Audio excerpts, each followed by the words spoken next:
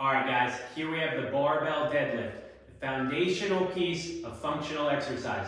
So, the main things that we want to focus on, and there is a lot of them, are going to be the position of our body as we get set up for this bar and bringing it up to our hips. So, the barbell is always going to go over the midline, and our shoulders are going to go a little bit over that bar. So, I would take this bar, and we're going to bring it midline of foot.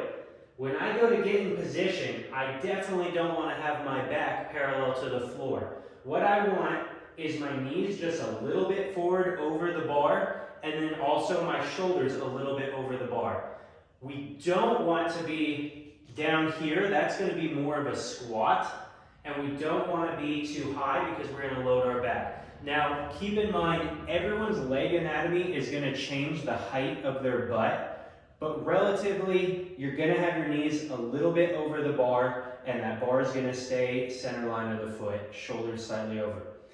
Then, when we go to actually lift the bar, the first thing that we're going to do through any compound lift, like a squat, bench press, is we're going to take a big breath in into the lungs. That's going to align our neutral spine, and that's going to keep our back and shoulders from rounding when we go to pick up this weight.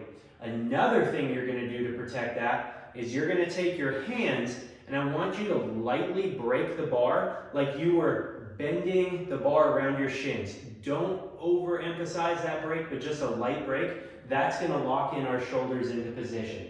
So we're going to get into that. We're going to take that big breath in and engage the core. Do not let your core or that breath exhale or lose its tension as you're coming up, or you're going to just round over, and we want to avoid that. So we have the bar, it's over the midline of our feet.